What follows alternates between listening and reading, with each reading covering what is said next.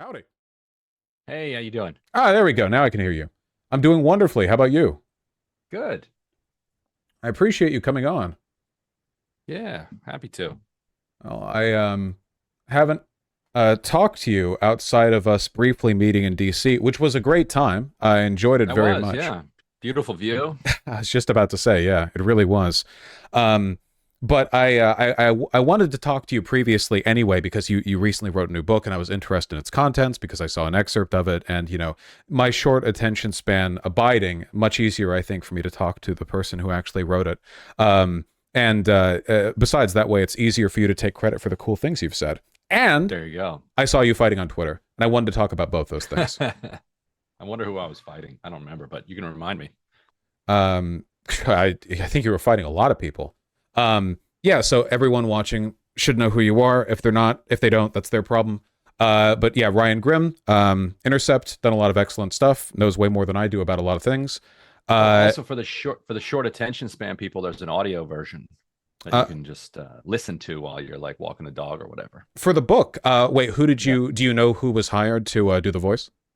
This guy took me two Ah, weeks. no way. Oh, okay. Yeah. Okay, that's It really was it cool. was it was fun and also painful. It was an experience Um, going back and reading your own book out loud. oh no, I don't doubt it. I feel like I would find that excruciating, It having to was go it through it was in two mediums, the writing and the voice, and have to yes. like, I guess, compare how it feels in each. Mm-hmm. Um, Yeah. well, we admire and respect your suffering. So, speaking of suffering, the suffering of the Palestinian people, I've heard I've heard wacky rumors distilled from Twitter arguments that you've argued that there's never been like a sincere or a good faith effort by the Israeli state to offer statehood to the Palestinians, and I wanted to talk to you about that because I know this is one of those like the devil's in the details situations where like on Mm-hmm. paper, for example, people mention the Oslo Accords or any innumerable number of half deals made in previous years. But I wanted to hear, I guess, like your full steel man of the argument because I'm definitely pretty negatively polarized against Israel right now with regards to their current behavior. It's not great behavior. That is very fair. Um, I would also recommend before people read my book, there's a good rundown that from. Have you read Rashid Khalidi's book, Hundred Years War? No, I've Like heard of it, but I it's haven't read it. it's really taken off too. It's getting like a second life. It's very short too. It's like I think on audio it's like 5 or 6 hours or something. And it's a fascinating book because his family has been in the elite of Palestinian politics for like more than 100 years. Like one of his like great great uncles was a mayor of Jerusalem who like tangled with Zionists back in like the 1910s and like had an like had an exchange had some exchanges with Theodore Herzl and like and he himself has been like involved with the PLO as like kind of an advisor and like ally at different times, and then he was himself intimately involved as a negotiator at some of the Madrid these talks that were in Spain. He was the one of the two kind of Palestinian aides who like delivered the message from Arafat to the U.S. that the Israelis and the PLO had cut a deal whereby the PLO would be able to leave Tunisia and come back to Gaza and to the West Bank. So like he's been like on the ground for the whole thing, and he's also critical of the Palestinian leadership in a number of different ways throughout the book.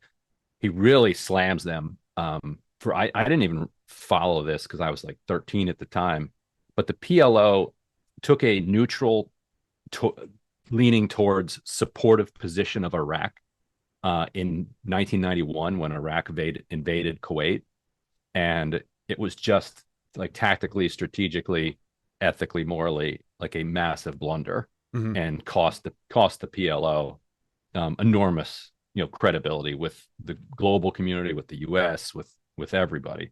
He also is extremely critical of the second Intifada in particular, the decision to become as violent as the second Intifada got, because the first Intifada is pretty, at least the first couple weeks, couple months, pretty nonviolent, and then you get into some like rock throwing, and the first Intifada really gave the PLO and the Palestinian cause real moral authority around the world, which they just threw away. So aside from, there's that I think it's Talleyrand who has that great quote about when Napoleon killed somebody.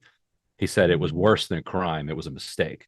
So, like the suicide bombings, the killing of the civilians, it was that stuff is evil. Any killing of any civilian is evil. It was also a mistake. Like it cost him an enormous amount of credibility. But because he had this front row seat to these negotiations, he kind of runs through all of them. And there's really no question. There's no question that there's ever been an offer of a state that had the kind of sovereignty that we understand a state to have, which would be control over your own land, airspace, and immigration. Like if you don't have that, you're not a state. The best you could maybe counter with would be, it's possible that if certain things had been agreed to, and things had gone in the right direction, then eventually you do get to a place where some of the deals did have some aspiration of sovereignty, but there really is no Israeli offer that even acknowledged that there would, at the end of the line, be Palestinian statehood. There was in Oslo, there was land for peace. The idea that as the Intifada winds down, the settlements will be rolled back, and that's so you get a land for peace. That was the phrasing around it. But of course, as we know, settlements continue to pace. Like the settlements didn't shrink; they expanded. So we now have 750,000 some settlers just in the West Bank. I'm curious. It's funny. People can go if people are involved in community notes. Like if you're a registered community, I talked to somebody who's is a community noter. Like apparently in that one tweet that went viral of mine where I made that claim, it initially got a community note, and then the community note got taken off. There was a raging debate going on back in the community note section, like how they happen in like the backstage of Wikipedia. So people could go in there and try to kind of watch I think it's still going on, between people jousting over whether or not an actual deal was ever offered. So yeah, I mean, we can talk about each specific one if we want to. I'm not. Anyway, go ahead. Yeah, I'm happy to talk about. No, not at all. In a different. Yeah. Yeah, it's this is one of those. It feels always kind of like, I guess, grim going over this too, like opening up a mausoleum, because with what's happening right now in Palestine, it seems pretty clear that basically every previous possible approach to peaceful reconciliation is gone. I mean, the Israeli government is just openly stating at this point they're looking to just ethnically cleanse and relocate the Palestinian population. Biden has said that this has to end with statehood, but has done nothing to meaningfully back or ensure that. And of course, as you've said, the settlements in the West Bank have continued unabated. So there's clearly the odds of Palestinians being let back into the northern half of the Gaza Strip at the very least seem right. I can't imagine it. So looking back now, I guess a lot of this is like litigating moral culpability after somebody is dead. It's like, well, how sincere was your effort to avoid this leading up to it?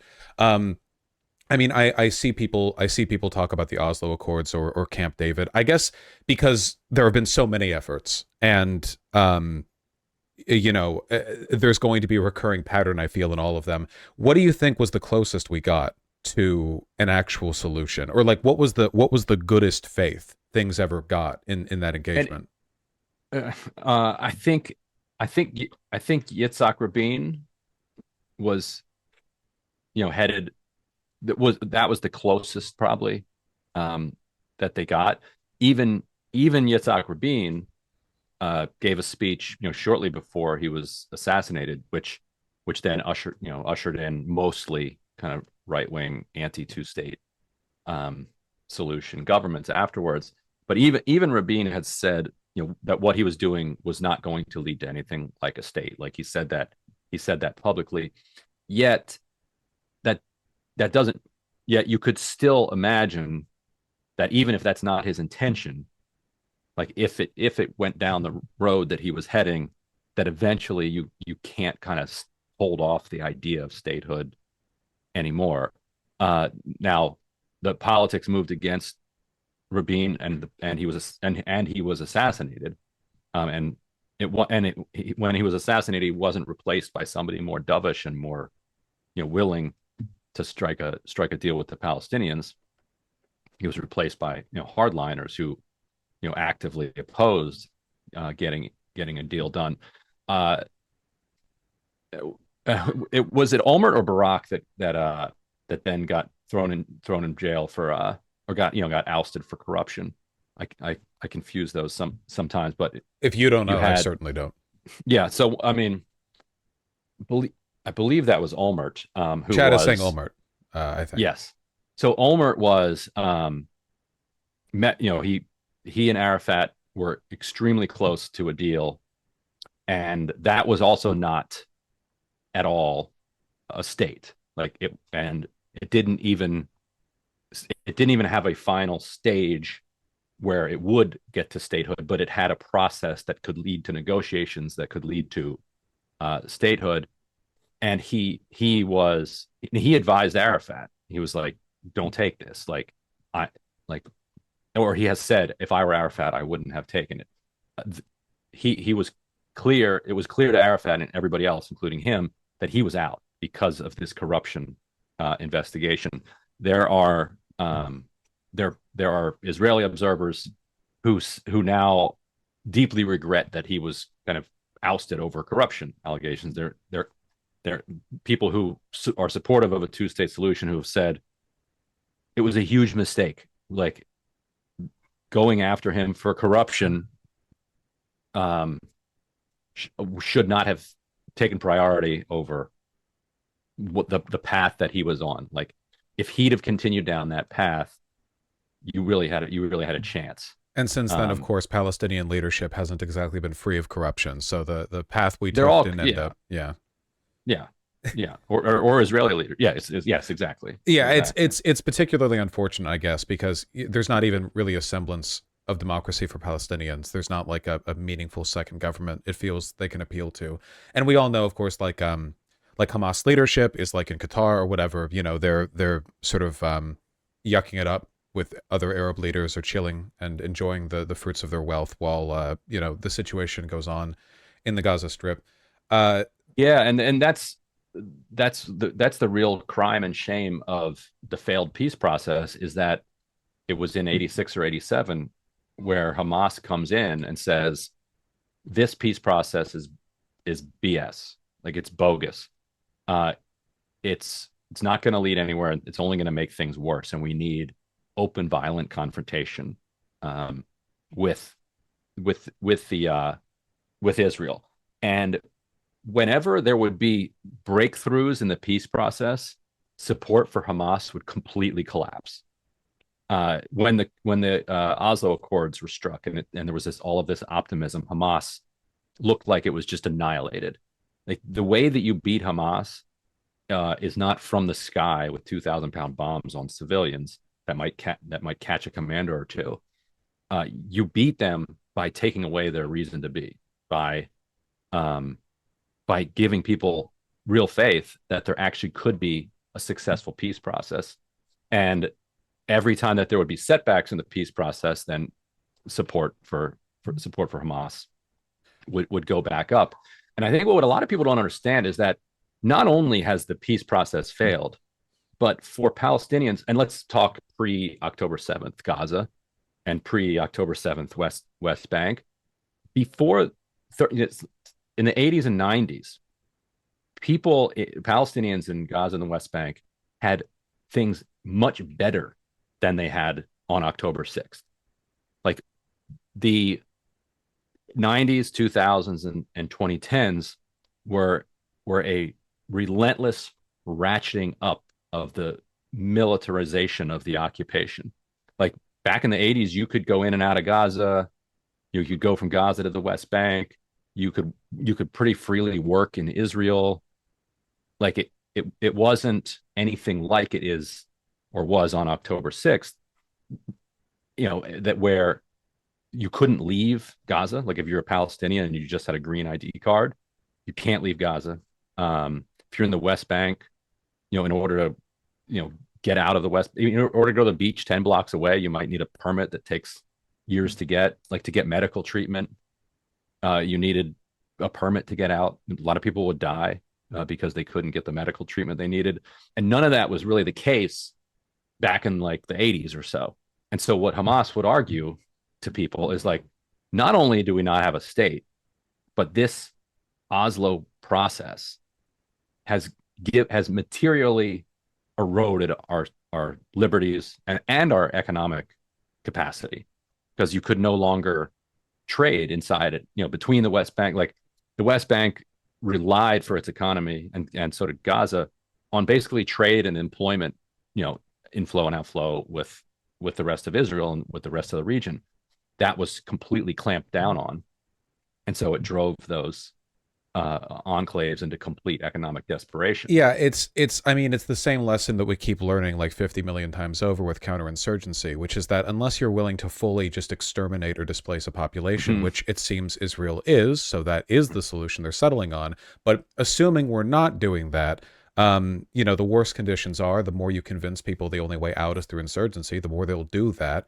And, I, again, like, as you said, not only a crime or morally wrong, but a mistake describes both October 7th and the Second Intifada. But in like a sociological sense, right? The argument from Hamas's perspective is incredibly clear. Their argument is simple. Either we die here in a cage or we die fighting for our freedom. Your death is inevitable either way.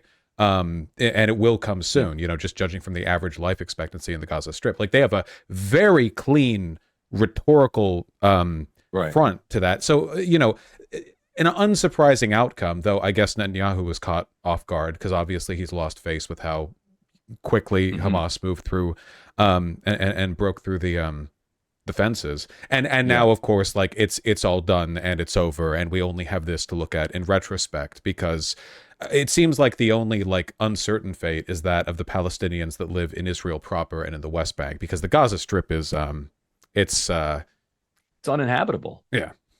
And it puts the world in a really brutal position. I mean, obviously the people in Gaza are in the most brutal position, but the choice that is being deliberately presented to the world by Israel is, do you want these people to die by disease and starvation, or do you want to open up and just and push them out? Those are like the only two choices are being left. Today at the State Department briefing, Matt Miller, the State Department spokesperson, said, we're pressing Israel to wind this down and allow the displaced Palestinians to go back to their homes. And you're like, well, what homes? We've all seen that. We've all seen the satellite imagery. Yeah, to the rubble that used to be, right? To the vague coordinates. I don't know. I've always thought, again, I like that term, the not just a crime but a mistake, because we're seeing that right now with Biden's popularity. He was already having issues, and now the energized young voters who are a help in 2020 and 2022 probably not going to be as enthused with following this whole genocide business. And it seems to me like the Biden administration has looked at this and thought, at some point this has to temper off. Like at some point, like the voters will forget, or like this will dial down the way it has in the past. And the more and more time goes on, the more it seems like it won't. And they're just kind of like waiting in. They're like a frog in a pot, right? Like the chance to jump out and be unscathed was a while ago. Right. And what they don't seem to recognize is that they're not dealing with the previous kind of Israeli governments or previous Israeli publics. We talk about how, or Biden has said, like October 7th was 15 9/11s. And it does actually feel like the Israeli public experienced 15 9/11s by virtue of the way that they're reacting here. I don't know how old you were on 9/11. I was like 20, 21 or something like that. I was in So I elementary was, school art class. yeah. So I was like, right. So I was an adult, so I was able to like, I don't know if you could at the time, but I could consciously comprehend and feel the jingoism and the like fury and the anger and the bloodlust that was pulsing through the American public, which gave the Bush administration for a pretty long stretch of time like a 90% plus approval rating. Bush could have done anything he wanted in the aftermath of that, and would have been loudly supported by the American public, and they would have uh, denounced anybody who stood in the way. Phil Donahue, the talk show host, said like something, softly about perhaps not, invading every country that didn't even have anything to do with this, and like lost his show. Like it was like that kind of an environment, and that's what you're seeing now, both with this already extremely right wing government, which is now fortified by this, furious Israeli public, and so the Biden seems like, well, I've dealt with this before. Yeah, like you said, it'll cool off. Cooler heads will prevail, and people will forget about this. Whereas it feels like you said, Israel's just sees their shot here. They seem like Smotrich and the Ben Gavirs of the world seem like the only ones that have an actual plan for what they're going to do here. Whether they can accomplish it is an open question, but they do seem to have a goal. There's always talk about the day after. They seem to have no intention of there being a day after, or there not being really any Palestinians left in Gaza the day after. And then you're right. Then the question is, what happens to the West Bank and the Arab Israelis? But still, even in that situation, they're not going to be able to remove everybody. You still have a nearly kind of 1-to-1 population, and you just can't occupy a country 1-to-1. Like, can you imagine like Maryland trying to occupy Virginia indefinitely? Oh, they could try. Like, but you also have to run an economy. You have to like go. Yeah, kids need to go to school. Like, it seems, yeah, I don't know. It seems like it's like this is the consequence of doing half of the traditional settler colonialism bit, Like you can do a South Africa with like the full on apartheid, the separate military, whatever. And Israel's still been able to extend that to the Gaza Strip and the West Bank to an extent. But you also have a lot of Palestinians just mingling about, ostensibly free citizens in Israel, which complicates things, of course, because their sympathies obviously are going to lie, more heavily with their displaced or killed comrades. And it's like, it seems unsustainable all around. I mean, where the Palestinians will go, what's to be done with the West Bank? Are you going to just remove half your population? That's probably why Israel keeps trying to court foreigners or like Americans to come down, because they want to try to numerically counterbalance against the local Arab population. It's settler colonialism, but dumber and more public. I don't know. It's right, playing out in real time. Like, yeah, you can watch it. Feels like it sort of feels like, as you're following this day to day, that you're reading this really impressive like investigative history book about how this was done. You're like, oh wow, that's how it happened 50 years ago, yet we're actually just seeing it in real time with the main actors just posting on Twitter about what they're doing, like Chris Rufo style the whole way. Yeah, exactly. Like I guess I don't know, at least before modern communication, I guess there'd be kind of like not a veil of secrecy, but at least you're not directly in touch with the people committing it and bragging about it. But Christopher Rufo is on, what is it, Substack, saying, here was my nefarious plot to get people to care about, getting gay out of Harvard. I'm so smart, I'm so wise. And meanwhile, like over from Israel, like their soldiers, the IDF, are doing TikToks of them going like, ha ha, you're gone, goodbye. And it's like, and you'd think in the face of all of this, I don't know, there'd be something more of a plan from the United States, which I don't think of as, I guess, a very credible or forward-thinking institution when it comes to foreign policy. But I guess I think better than this. I don't know. This seems lower than what I expected. The naive hope that this will just kind of like fade away. Um, Right. or, And that or we can escalate our way out of it. yeah, exactly. Like, Uh, maybe if we just maintain a calm tone while abetting worse and worse atrocities. But I mean, there isn't even a place for the Gaza Strip Palestinians to go. Like, Egypt is still obstinate on that. I right. Yeah. oh No, no, go, no, go ahead. Joe Biden has this anecdote that he's been telling for 50 years, where he was meeting Golda Meir, former prime minister, and she said to him, Senator, the thing that makes us different is that we have nowhere else to go. And he has told that story so many times, and it has resonated with him. And he calls himself a Zionist. It is one of his like formative Zionist experiences. But you hear that and you're like, what do you? Who are you talking about? Who does have somewhere to go? Like, do Mexicans? Like, if we like, where do Mexicans have to go? Like, the Mexico has some vacation home that they can just go to. Like, who?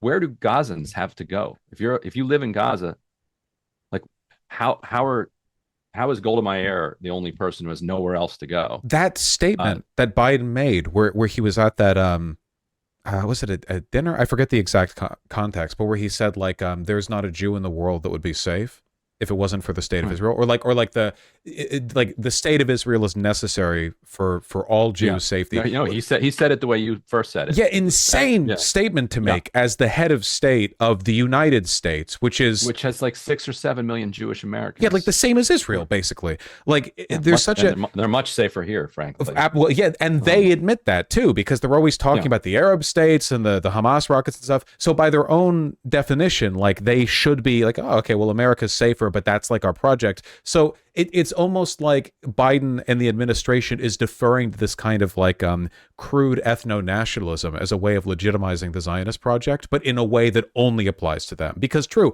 it's not right. like if Mexicans needed a place to go, America would cleanly take them. We don't. It's a whole problem here. And it's not like they can just go south. No one can. No nation just takes other people that easily, at It's just least. not how it works. Yeah, If only. But yeah, but I don't know. It seems quite yeah, grim, to be honest. And it seems like the logical consequence of all of this, in addition to the seeming inevitability of the displacement of the Palestinians, is Biden loses, or I guess at least the DNC is irreparably tainted by this. Some people have said that voters will forget, but I don't think they will. There's too much. It keeps going on.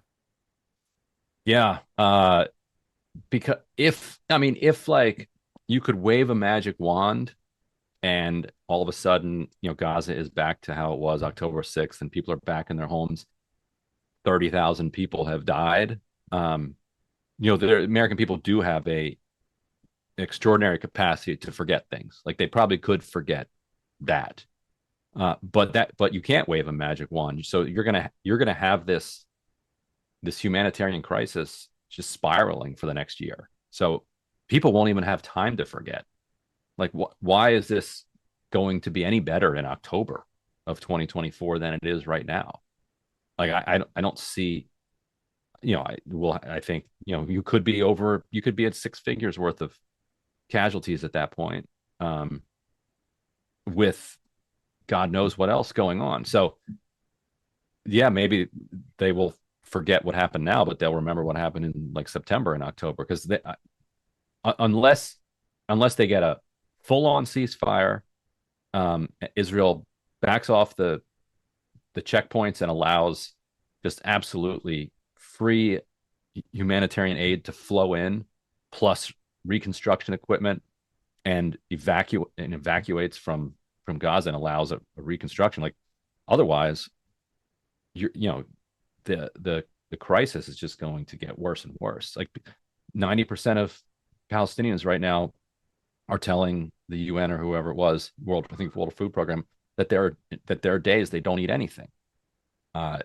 Dysentery, like potential for cholera, like nobody has access to, barely anybody has access to, like, a sewage system. There's no clean water. Like, it's cold at night. It rains on you and you're sleeping outdoors. Like, we we had a few hundred people suffer at Fire Festival for like 2 days, and we made like 15 documentaries about it. You know, I this is 3 months in.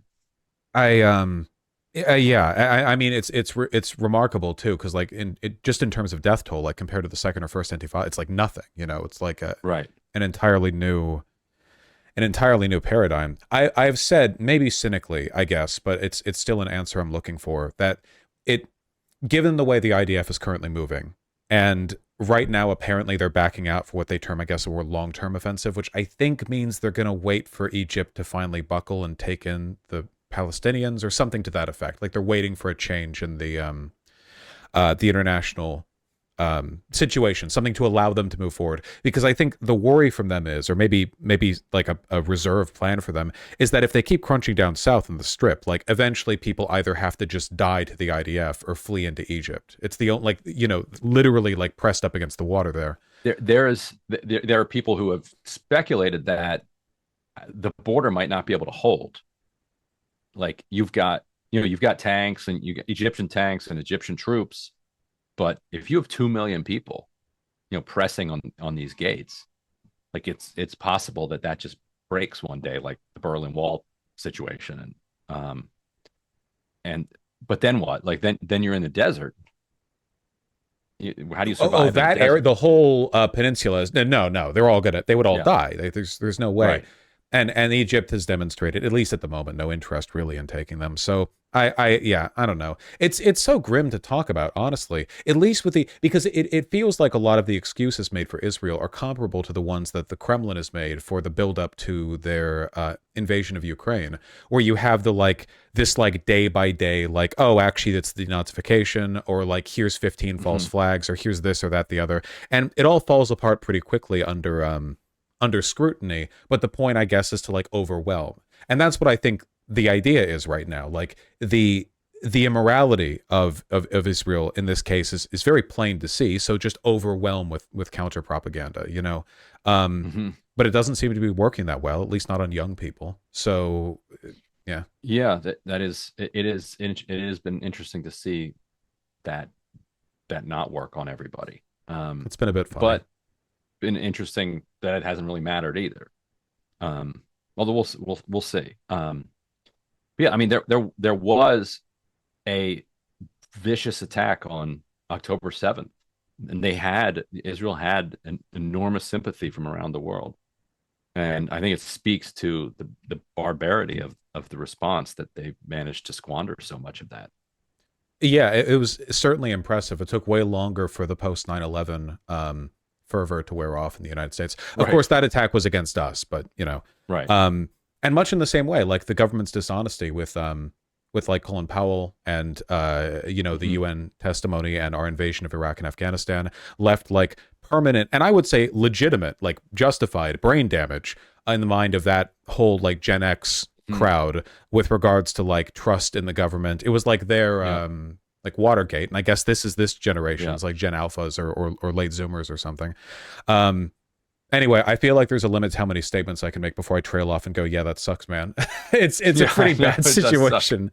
I don't know. I mean, we'll see. Maybe there will be some Hail Mary. It's harder to do genocides now than it used to be. So maybe something will happen. It would be nice if something did, but yeah, inertia being what it is. You had France. You had the French ambassador to the United Nations today say that France would respect whatever the outcome was at the International Court of Justice. You've had Turkey and Malaysia join with South Africa in charging Israel with genocide at the International Court of Justice. People who have worked there, Turkey joined that court. Turkey did, yeah. So a NATO member. Yeah, no, I mean, admittedly a belligerent and contrarian NATO member, but yet a NATO member nonetheless. The lawyer who represented the the prosecution in the Bosnian case and won that case said that he's looked at the South African case and believes that they will win, that they have the facts on their side and that they'll win. That has huge international implications for down the road, because the like political effort to engage in something like BDS, boycott, divestment, sanctions, was always undercut by charges that you were singling out Israel because you're an anti-Semite. But if you have a on the record verdict from the International Court of Justice, makes it much easier to say no. Like, we're not singling anybody out here. There's not a double standard. There's one standard. International Court of Justice has said this. Yeah, Therefore, you should not ship steel so that you can rebuild Four Seasons Gaza on the flesh and bones of dead Palestinians. it's incredibly frustrating because I know that like that, along with like previous UN rulings that have just been stopped by the United States, have always been like, well, look, the world really is against us. And of course, that's not true. There's a lot of international opposition to Israel. A lot of it is anti-Semitism. A lot of it is Israel just does a lot of bad stuff. There's a good 50-50 mix. The actual like increase in anti-Semitism, though, seems to be it's sort of propagated by Israel's strongest defenders here in the States, though. Like the groups most likely to attack Jews or commit hate crimes against them, which is not at all infrequent in the U.S. Worse in Israel, sure, but not at all infrequent here, are heavily ideologically motivated by the same groups that end up, touting Israel or defending AIPAC or whatever. I mean, like, from pivots from people like Fetterman, or Trump being Israel's strongest soldier or whatever. It seems like there's the double line of having to go, no, the world is not against you, you're just an asshole, while at the same time going, okay, but also the international far right movement is against you, and we need to be careful about that.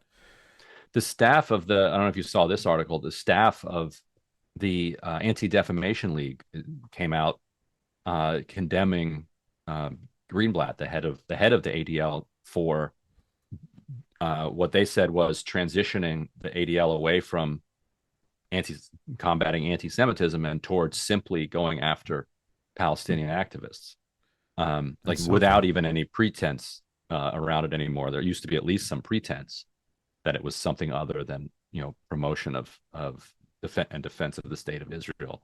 But so even the ADL staff is now publicly out, warning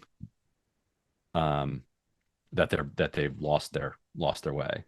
Oh yeah, I see it. A top executive leaves ADL over CEO's praise of Elon Musk. Yeah, literally, like day after, like Elon Musk was literally agreeing with the Jewish question on Twitter, full on. Like somebody tweeted, like something about Jews wanting to destroy white people. Elon was like, "Wow, yeah." Exclamation point, right, 100. Yeah. And then the ADL condemns that, and then Elon's like, okay, but Israel's good, I guess. And then the ADL's like, thank you Elon Musk, for standing up for Jewish people. Insane. I mean, I'm glad there's some. And it turned out there was a deal. Greenblatt and Musk talked. Oh God, that's so slimy.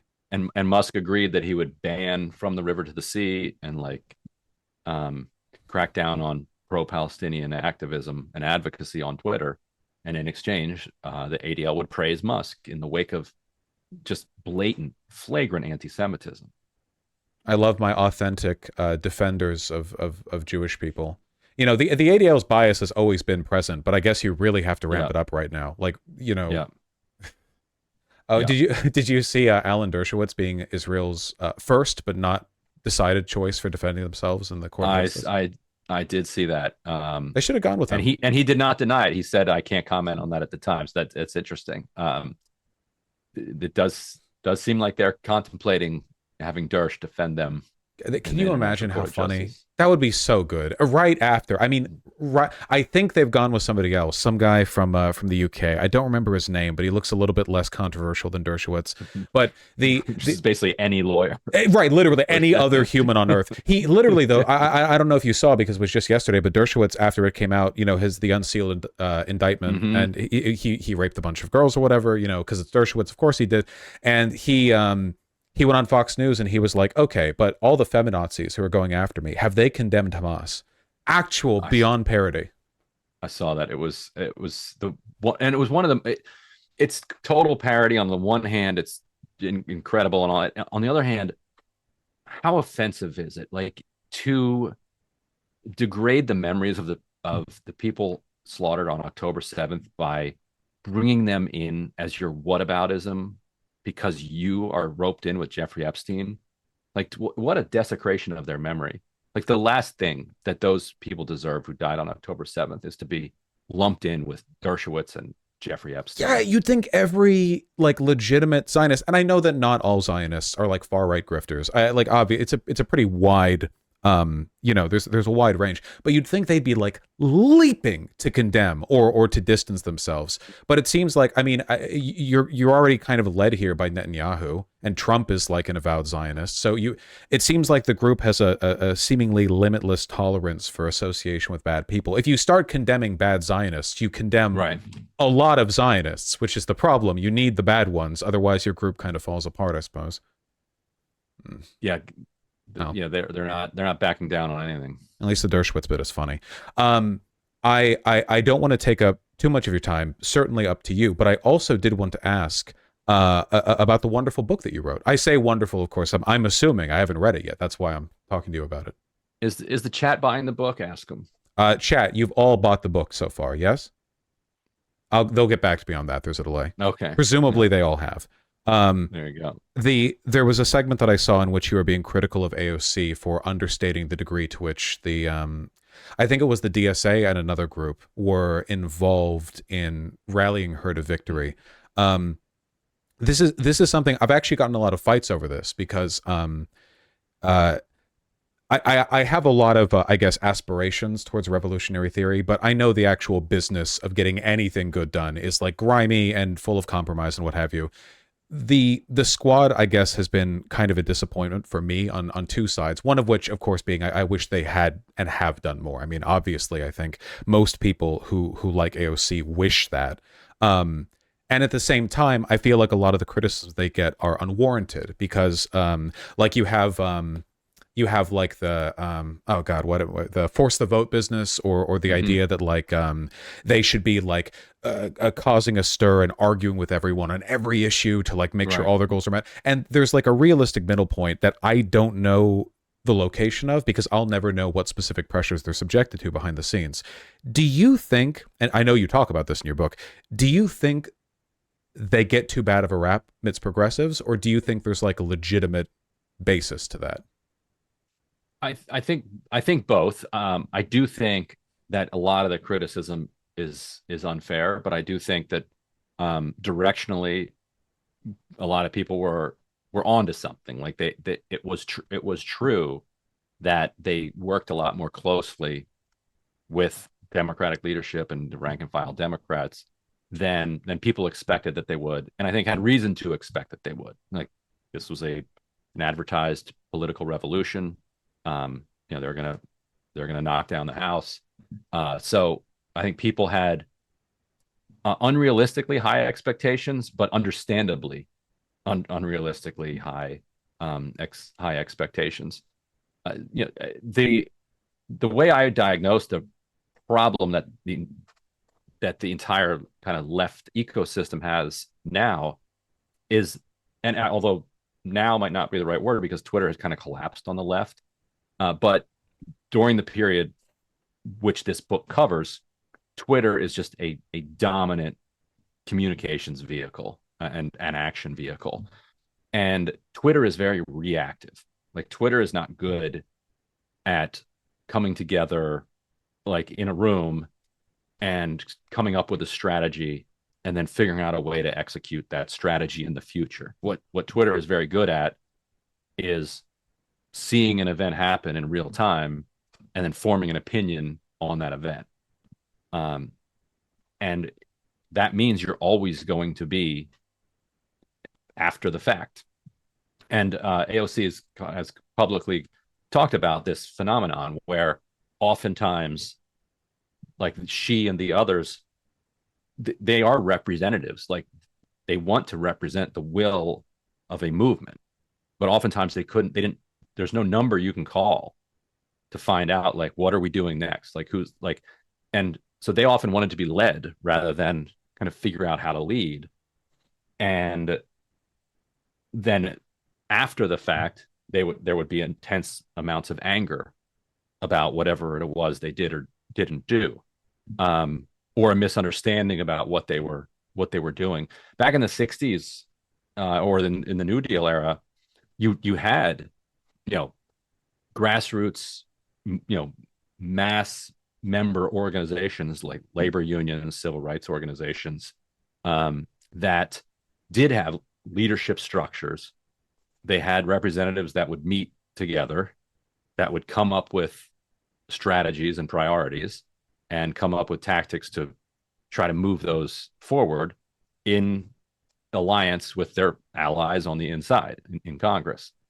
And that just simply doesn't exist today. So now you've got podcasters and YouTubers and people on Twitter who have various ideas about what people ought to do. I think Matt Christman at one point, I think the Chapo guy, smartly, I think, referred to it as talk radio, like sports talk radio, like the way that Philadelphia Eagles fans would say, they need to be running the ball more, or they need better linebackers, like, or how are they not able to stop the run?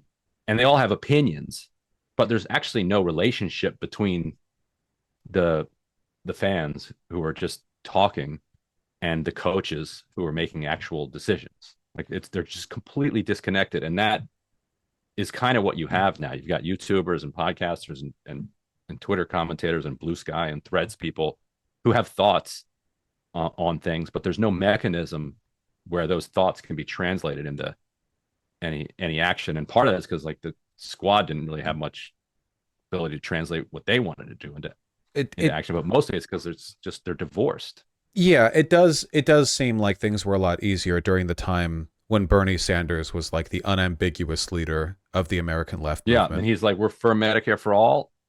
And then everybody's like, yeah, that's right, we're for Medicare for all. He's like, we're for free college.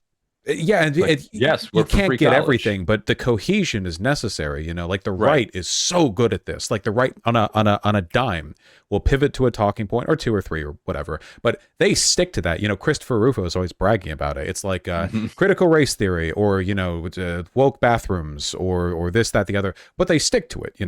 And it is true the squad doesn't really have a unifying voice. AOC is the loudest of them, and I mean, she does her like Insta, right. I like those. I like the direct communication. But it's definitely not the same level of organization, I guess. There's not like that. Maybe it's because she's too young, that like studied, disciplined, like we are a borderline, like militantly organized group that is going to be loud and so on. Not literally militantly. I mean, just, right. Very lock shoulder, I guess. It's unfortunate. And it does feel like, there does need to be better leadership, or that more effort could have been put there.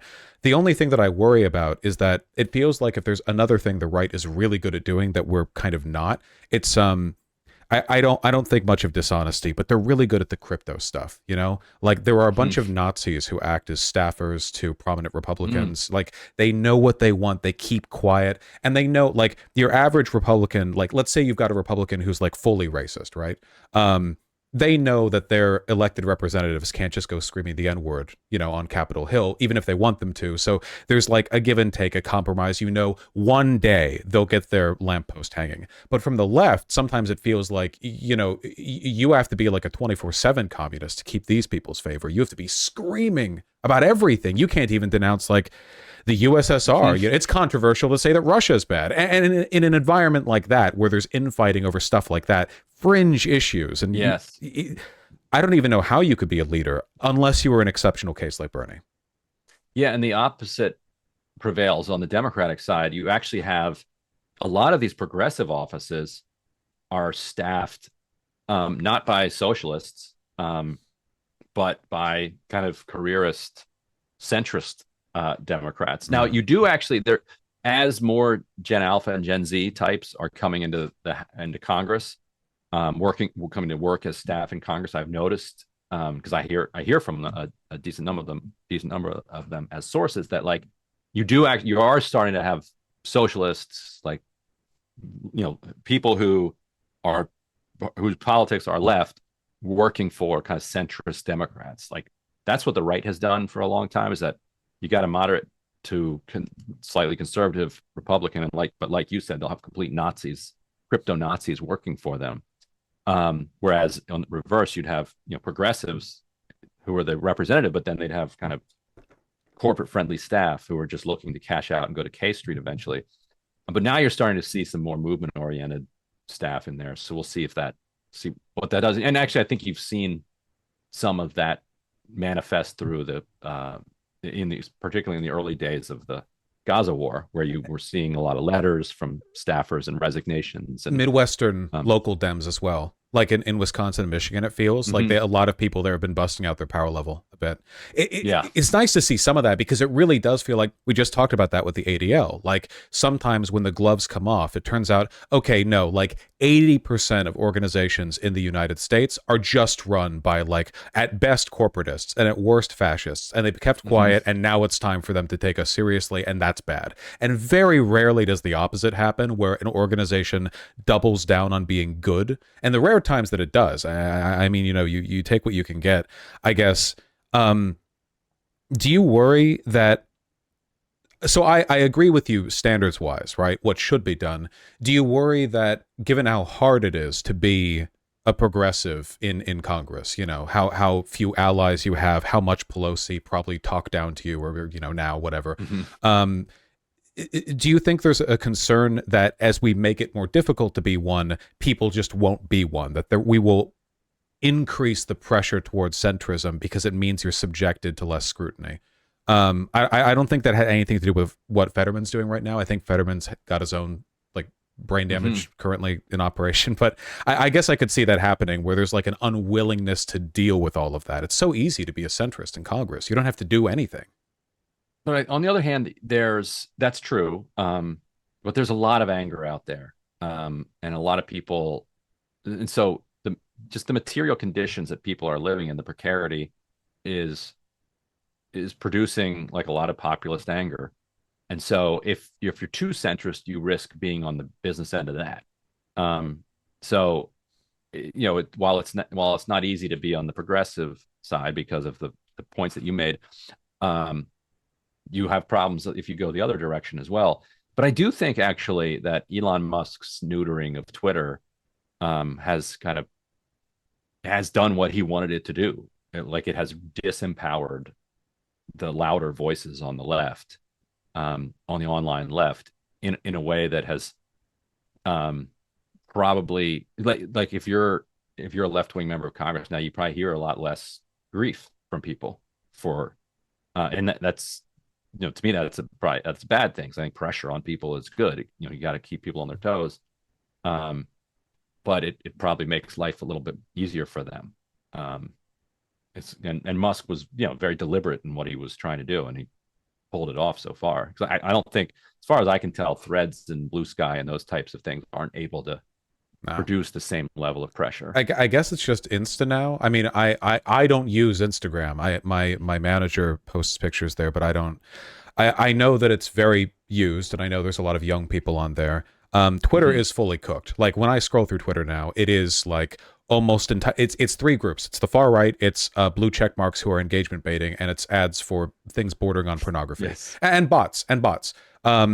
And that's it. I mean, it's done. It's dying, I guess. I don't know how it's going to limp forward. I have no idea how Instagram works. I guess I would hope that there's some kind of organic movement there, but Twitter was unique. Nothing let.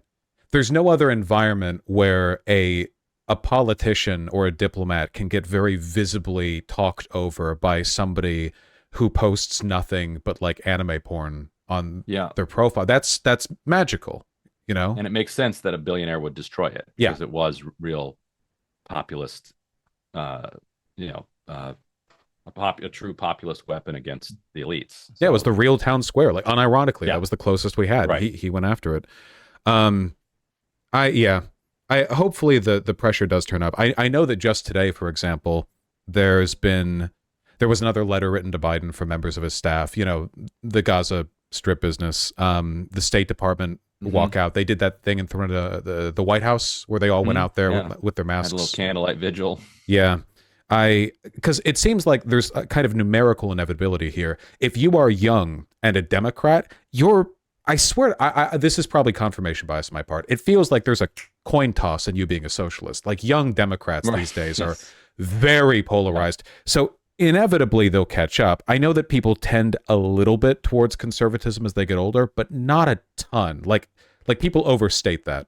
I feel there's going to be Yeah. a lot of older, very left-leaning people in 10, 20 years, whatever. And when they get there, I mean, I don't know if we would see kind of like a comparable political surge that we saw with Bernie, but rather than with young people, it would be people who are old enough to like finance campaigns and work in them and stuff. Right. Do you feel optimistic about the future, or are you one of those 2024 will be the last American election types? No, I don't think it. I don't think it will be the last election. I don't. No. And nobody else seems to think that either. Like you have people like Gavin Newsom, J.B. Pritzker, Meg Whitmer, all these people who like want to be president, and they are calculating that they have a better chance of being president running in 2028 than they do in 2024. And so if these leaders of the Democratic Party really believed that there would be no elections in 2028, it would be a ridiculous analysis to say that you have a better chance of running in an election that's not even going to happen.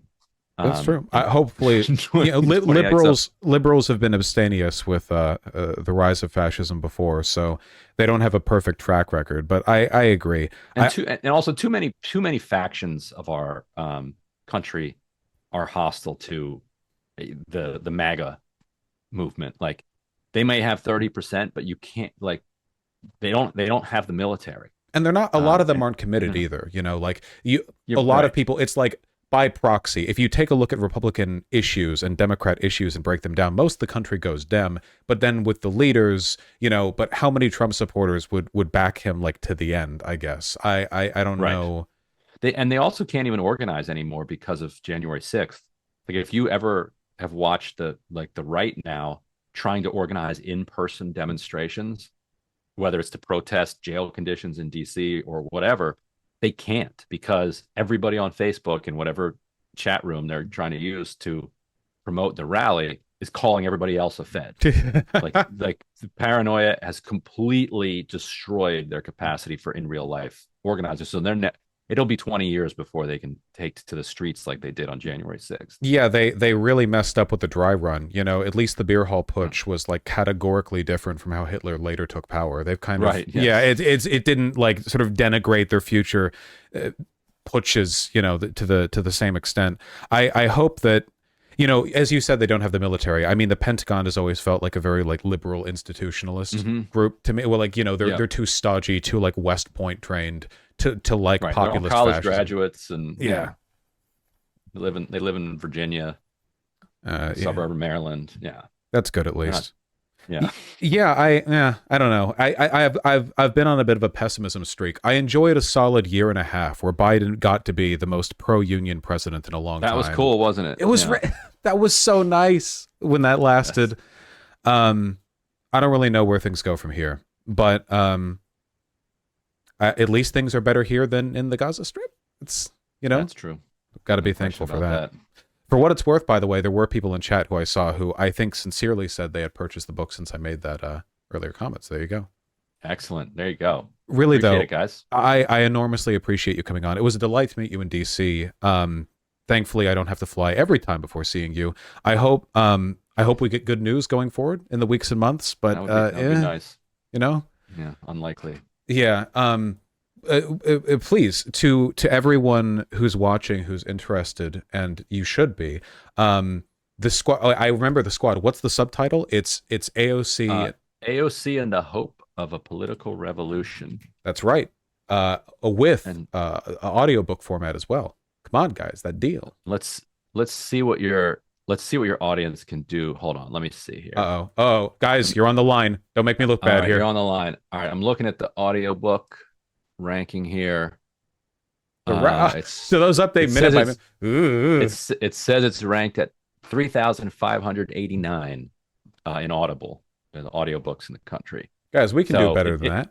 It updates every like 2 hours or something like that. So if people buy the audiobook now, they could push that sucker up into maybe triple digits. Okay, check the hardback as well, because I have a lot of homosexuals in my audience who like the tactile feeling of an actual wonderful. book. It's rare, but let me check the hardcover.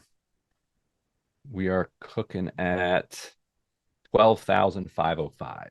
All right, chat. Those are the lines. You know, it's like liking the stream. except with money. Okay, you guys can do it. Except with actual money. Yeah. Yeah. And you can actually return it in a couple. But you won't want to because it's so good. You won't. Once you crack it open, you won't be able to put it down. That's right. I really appreciate. And if you did, and if they did read it, tell the chat to review it. Oh yeah, so you should do that if you enjoy a book. To be sure, it definitely helps in the analytics. That really helps. Well, I look forward to not like it. Don't review it. Future conversation, where you either admonish or praise me for whatever marginal influence my audience has had. Excellent. We'll see how they do. Have a wonderful day. All right. See you later. Take care.